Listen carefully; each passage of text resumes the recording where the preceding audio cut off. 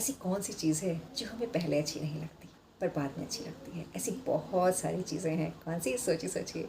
मैं अंजू अपने चैनल पे आप सबका स्वागत करती हूँ। उम्मीद करती हूँ कि आप सब बहुत अच्छे होंगे, खुश होंगे और मज़े से होंगे। आप सबका बहुत सारा प्यार और ब्लेसिंग्स मुझे मिल रहे हैं। उम्मीद करती हूँ कि आगे भी मिलते रहेंगे।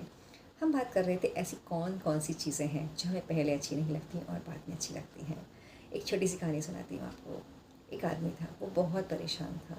कुछ ना कुछ उसके साथ लगा रहता था। उसका काम धंधा अच्छा नहीं चल रहा था, घर का भी बोझ था, बच्चों को भी देखो, कोई ना कोई उसका रिश्तेदार भी आने जाने वाला लगा रहता था। तो वो बहुत परेशान सा रहता था। एक दिन बहुत ज़्यादा डिस्टर्ब था। घर पहुंचा, उसके उसके बेटे ने बोला कि पापा मुझे ना स्कूल में होमवर्क मिला है और आप ना मेरी हेल्प कर दीजिए। उसने बोला मैं थका हुआ आया हूँ और इसको होमवर्क करना है। उसने उसको डांट के भगा दिया। उसने खाना वाना खाया, बहुत टेंशन में था, बहुत स्ट्रेस, जैसे साबिना का स्ट्रेस उसके ऊपर ही ऐसा स्ट्रेस था। फिर उसका बच्चा सो गया। अब जब उसका गुस्सा थोड़ा शांत हुआ, जब वो टेम्पर में आया, तो उसने देखा, सोचा चलो मैं देखता हूँ बच्चे को क्या होमवर्क मिला है, मुझसे क्या बात करना चाहता था। उसने उस बच्चे की कॉपी देखी। उसको होमवर्क जो मिला था उसका टाइटल था कि ऐसी कौन सी चीज़ें हैं जो हमें पहले नहीं लगती, बाद में अच्छी लगती हैं। उसमें लिखा था कि पहले तो दवाइयाँ हैं जो वैसे तो कड़वी होती हैं लेकिन बाद में वो हमें आराम दे देती हैं। स्कूल जब मैं जाता हूँ सुबह तो अलार्म बजता है, वो मुझे अच्छा नहीं लगता लेकिन मुझे टाइम पे जगा देता है, मैं पहुँच जाता हूँ। ग्रीन वेजिटेबल्स मुझे अच्छी नहीं लगती लेकिन उसको खाने से हम हेल्दी रहते हैं, हमारी बॉडी फिट रहती है।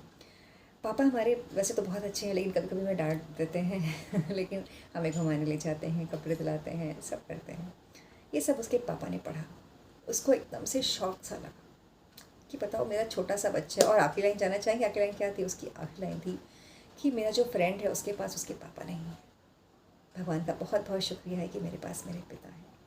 तो ये बात उसके पिता को बहुत टच कर गई और फिर उन्होंने सोचा कि छोटा सा बच्चा है, इसने इतनी अच्छी बातें लिख दी और मैं परेशान रहता हूँ। भगवान ने आपको सब कुछ दिया है। आज अगर मेरे घर में लोग आते जाते हैं तो मैं सामाजिक इंसान हूँ, तभी तो लोग मेरे घर में आते जाते हैं ना। मैं अपने घर के अंदर बैठा हुआ हूँ, कुछ लोगों के पास तो घर भी नहीं है। मेरे घर में खाने को सब कुछ है, कुछ लोगों को तो खाना नसीब भी नहीं है। मेरे पास रिश्ते हैं, कुछ लोगों के पास तो रिश्ते भी नहीं हैं। फिर उसने कंपेयर करना शुरू किया कि उसके पास क्या क्या है, उसके पास क्या क्या नहीं है। हमारे पास जो कुछ नहीं है हम उसके लिए भगवान को हमेशा दोष देते रहते हैं, कभी जो है उसके लिए कभी थैंक यू नहीं बोलते। ये एक बहुत ही गलत बात है। हमेशा भगवान का शुक्रिया अदा करिए कि उसने आपको बहुत कुछ दिया है और अपने हिसाब से भगवान सबको सब कुछ दे रहे हैं। नेक्स्ट डे जब उसने अपने बच्चे को उसने अभी बच्चे को उठाया, उसको प्यार किया, उसको थैंक यू बोला और बोला बेटा तुमने मेरी आँखें खोल दी। अब मुझे किसी चीज़ से परेशानी नहीं है, किसी से शिकवा नहीं है, किसी से शिकायत नहीं है। आज के टाइम पे लोग इतना स्ट्रेस में हैं जिसकी हद नहीं है। जब देखो तब स्ट्रेस, जब देखो तब स्ट्रेस का क्या मतलब है? आप अपना स्ट्रेस आके अपने घर में निकाल रहे हैं, अपने बीवी पे, अपने बच्चे पे, अपने माता पिता पे। उन्होंने क्या बिगाड़ा है? बीवी बच्चे आपका ध्यान रखते हैं, शाम को सोचते हैं कि आप आओगे तो थोड़ा टाइम उनको भी दोगे और आप अपने स्ट्रेस में चले आ रहे हैं। कई लोग तो ड्रिंक करके चले आते हैं। ये कितनी गलत बात है बताइए।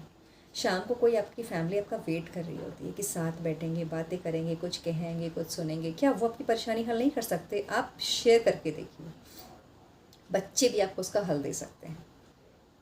भगवान ने जब आपको इस दुनिया में भेजा है तो कुछ सोच समझ के ही भेजा है। उसे एक्सेप्ट करिए। पहले तो एक्सेप्ट करना सीखिए कि जो भी हमें मिल रहा है बहुत अच्छा है। हम सिर्फ नेगेटिव पहलू को देखते हैं, पॉजिटिव पहलू को देखते ही नहीं हैं। अगर हम पॉजिटिव पहलू को देखें तो हम इतने परेशान ना हों, लेकिन हम देखते नहीं हैं। हम हमेशा जो नहीं है उसका रोना रोते हैं, जो है उसके लिए कभी भगवान को थैंक यू नहीं बोलते। और भगवान ने अपने हिसाब से सबको सब कुछ दिया है और जिसकी जितनी ज़रूरत होती है उतना वो उसे दे देता है। आपने वो मूवी देखी थी ना, गॉड तुझसे ग्रेट हो? उसमें भगवान ने जब उसको दे दिया था कि लो तुम भगवान बन के देख लो, तो उसने क्या किया? उसने सबकी सारी विशेष पूरी कर दी। और क्या हुआ था आखिर में? देखा था ना आपने? उसकी जो घर में मेड थी उसकी लॉटरी नहीं लग रही थी, उसने उसकी लॉटरी लगवा दी।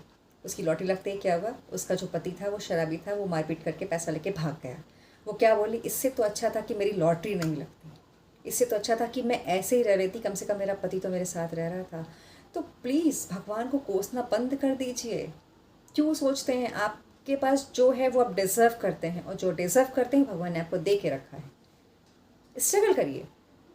भगवान ये नहीं कहते आप मेहनत करिए, मेहनत से कमाई। देखिए हर किसी की अपनी अलग अलग डेस्टिनी होती है। कुछ को प्रॉपर्टी ऐसी मिल जाती है, कुछ अपने साथ लेके आ रहे होते हैं, कुछ को मेहनत से मिलती है, कुछ को लक से मिलती है, पर मिलती ज़रूर है। तो भगवान सब सारे बच्चों को प्यार करता है तो किसी के साथ ऐसा नहीं करता। तो अपने बच्चों पर गुस्सा मत निकालिए, अपनी फैमिली पे गुस्सा मत निकालिए, उनके साथ टाइम एक्सपेंड कीजिए। देखिए, आप खुश रहेंगे, आपकी फैमिली खुश रहेगी, घर में खुशी का वातावरण होगा, घर में पॉजिटिव एनर्जी होगी। और जब इतना अच्छा एटमॉस्फेयर होगा तो परमपिता परमात्मा तो खुश होगा ही होगा, है ना, और वो आपको आशीर्वाद देगा। तो खुश रहिए। Thank you.